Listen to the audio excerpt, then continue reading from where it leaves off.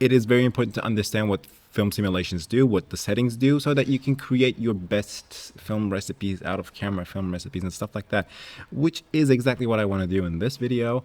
I want to take a look at every film simulation, like with the same photo, and then like every film simulation and how do they react, how does what is color, what is highlights and shadow settings, what are clarity, color. All right, I guess a couple of notes before we start. Every photo was taken with the XE4, and this has the X-Trans 4 sensor, so not the X-Trans 5, so there will be two, I believe, film simulations missing, which is the Reala 8, and there might be another one. If you see any vignetting around the images, that is because of this lens, which is the TTArtisan 25mm f2 lens. It is not a good lens. I love it, but it's not a good lens. And it has a lot of vignetting. It doesn't even go like away at all. But if you see that, it's coming from that.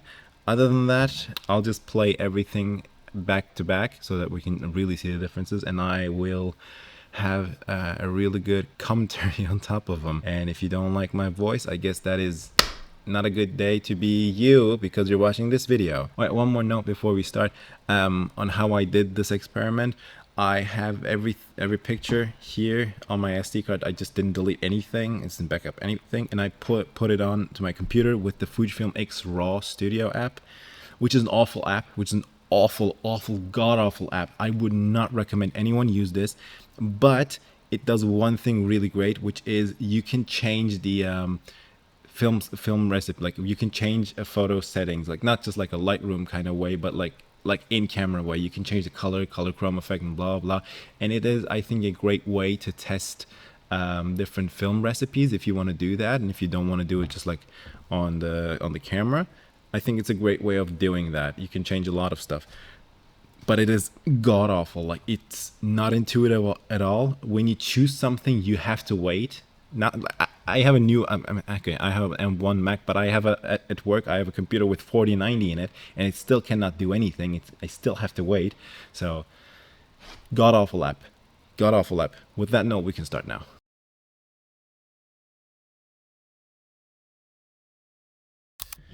So Provia basically is the stock color profile, the basic color profile, but it is different than what Adobe gives you, for example, on Lightroom. It is much more pleasant than the Adobe color profile. It is much more, the saturation is on point. It's a very basic, very soft, put it on and it gives you a great look out of camera kind of thing. Velvia, on the other hand, it just emulates that classic slide film stock, which is very saturated, contrasty, and it is, to be honest with you, not my favorite look. Astia, on the other hand, is the perfect combination of Velvia and Provia. It is less saturated and less contrasty than Velvia, but it is more saturated and more contrasty than Provia. It still has a really nice highlight roll-off. It still has really nice accurate colors. Astia is like a great, oh yeah, it just looks great. It just looks great, kind of a thing, Chrome is like probably everyone's favorite, which kind of is based on the Kodachrome look. It's not official, but officially they say it's based on the film look that defined the 20th century, which kind of is the Kodachrome look. You're getting really good contrast levels. Red tones are really great because they kind of go a little bit towards the orangey hues. Yellow tones are really great. It's just that like cinema look when you have it in mind kind of thing. Skin tones look great, look accurate. Highlight roll-off is beautiful, and I just don't like the greens. Proneg High is probably one of my favorite. It's probably the second favorite film stock that I use. It has kind of a little bit of like a greenish tint in the shadows, or like in general, I think, which I quite like. Like, other than green and yellow, I love every color and how it's represented in this one. Reds have a little bit more orange into them. Blues have a very nice saturation and density to them without adding the color or color chrome effects to it. Yellow is not quite on point for me as classic chrome, but green is less neon-y than classic chrome, but still not there, but still, like, I would put it up as my second favorite film stock. Proneg Standard is kind of the same thing as the Proneg High. It's just like less contrast and saturation is still there, but it still gives you like a very good base to play around with. The classic negative is like I think the quintessential film, like, I don't want to say film, but quintessential look. You got the teal in the shadows, you got the warm highlights, you got like some like pretty high contrast levels, I would say. You have the mid is not super heavy, but like highlights and shadows are pretty heavy. Like, that contrast is really there. The reds are beautiful, the yellows are beautiful, the green is beautiful. Kind of reminds me of a little bit of the portrait look, to be honest with you. It's just that color is so great, but I do have a problem with that it has a lot of contrast, and the blue in the shadows is a little too much for me, too much blue, and the highlights are a little too warm for me. But like, it is one of the quintessential looks that I use every time I take the camera in my hand. Really, it has this like modern but old organic feel to it. I cannot explain it, it's just beautiful. And with that, we come to my absolute favorite film stock, which is Eterna. Maybe I'm kind of biased because, you know, it is the motion picture film stock. I am kind of biased into that actually,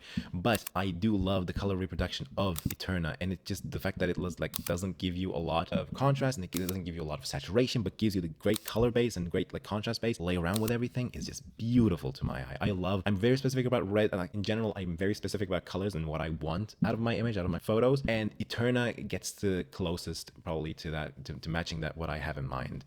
Yellows are absolutely beautiful. Reds are, I would have loved to see a little more classic negative kind of reds, but still beautiful reds, a little bit more in the orange thing. I love that. Purple is on point. Blues are very beautiful, not super saturated, not super high blue look that I just don't really love. And greens are a lot more tealy, but I still do think it still like gives such a great look, and I do love using Eterna. It's just like it is my most used stock, and it just gives a great image.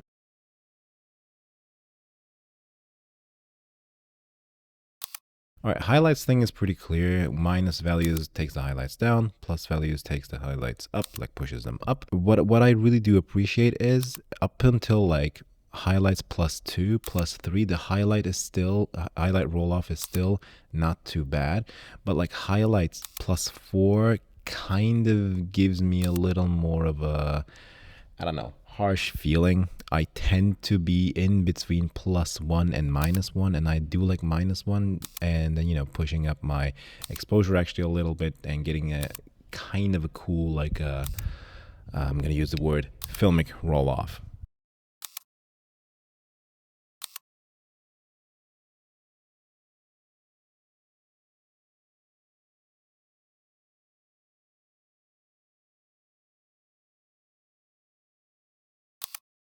Shadows thing is also the same thing as highlights. Minus values takes the actually pushes the shadows up, so it just opens up the image, and then plus values makes the shadows a lot darker. So I actually, unless I'm using Eterna, I'm never using shadows +4.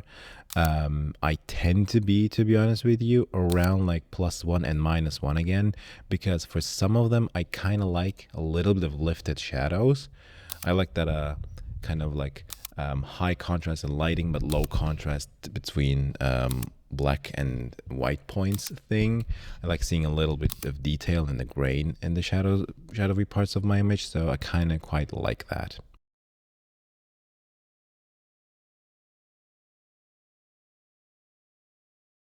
Color is basically just saturation. 0 is just like 0, and then -4 just pushes the saturation down, and +4 just pushes the saturation up. And this is again very dependent on which film simulation you're using, because like a stock like a Velvia, it's already like high saturated. +4 just absolutely like super saturated thing, and -2 kind of looks good on that, but it depends on what you kind of want to do. I tend to quite like to stay in between -2 and +2, and I'm usually at like -1, 0 or +1 is usually my sweet spot, because I don't like too much saturation in my images, but it actually, you know, depends on the film stock that I'm using.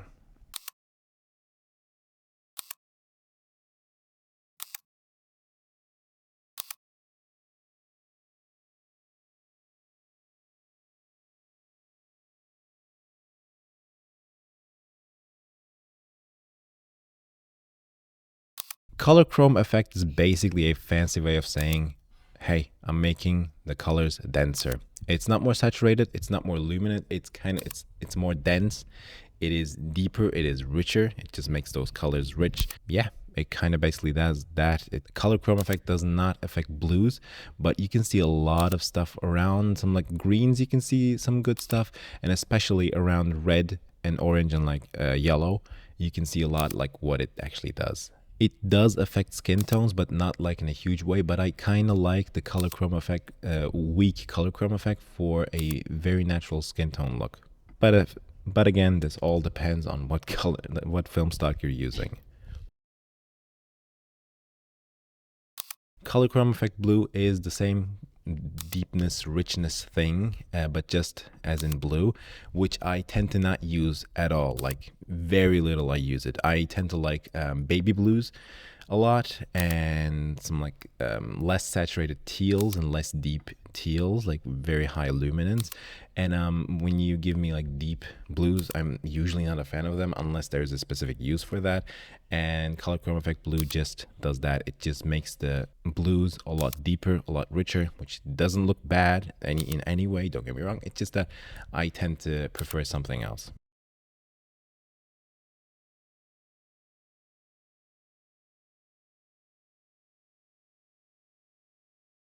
Grain is grain, like nothing different, but I tend to use either strong small or strong large, and usually strong large, because of one thing. If I'm using the JPEGs, I'm probably going to be using it for like viewing it on the phone, sending it to friends or family, or using it for social media. And when you're doing that, when you're looking at the image at such a small scale, I don't think the small grain shows up real nice, and that's why I tend to like the strong small or strong large one. And if I'm going to print something, or going to use it for like professional something, I'm probably going to be using the raw one. So it's at that point it's just fine.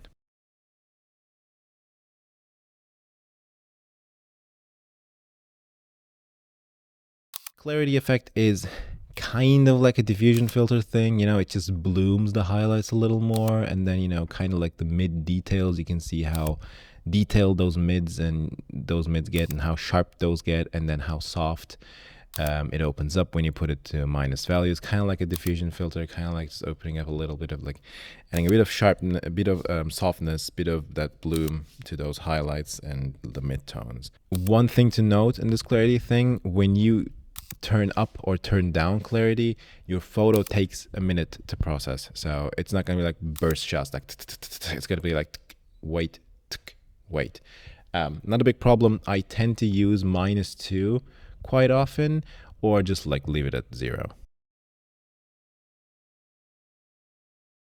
Yeah, what I'm trying to say is I've learned a lot, and I think because I've learned this thing, I can create better film recipes, which, to be honest with you, I shoot JPEG and RAW together, but like my success rate with JPEGs would be, I guess, 10%, maybe 5 to 10%. It's just because not because they don't work great. It's just because I have a vision of what the green and what the blue and what the yellow and what the red should be. And even though some film simulations do some of them right, they don't do everything right. And I want to have very specific things, in my pictures. And the fact is, like, I really like editing. I like editing the pictures. I like when I'm out, when I took some pictures, I like coming home, sitting on my couch with my iPad, just putting the thing in and just whoop. It's just amazing. It's just amazing. One note that I want to add, if I didn't add, I will right now. I really don't like this Fujifilm X RAW Studio thing. App. It's awful. It is awful. It is not intuitive at all, but it is a good way to, again, to test out your film recipes. It's not too bad, but I hate it. It's really bad. Like, it's not intuitive at all. I would not recommend it to anyone unless you have a specific use for it. Just plain bad. Quote me on that. Kind of ending it on a negative note, but it's not a negative note. Okay. I still love this camera. I still love Fujifilm recipes and blah blah. Okay, I talked a lot. I'll see you in the next video. Thank you for joining, and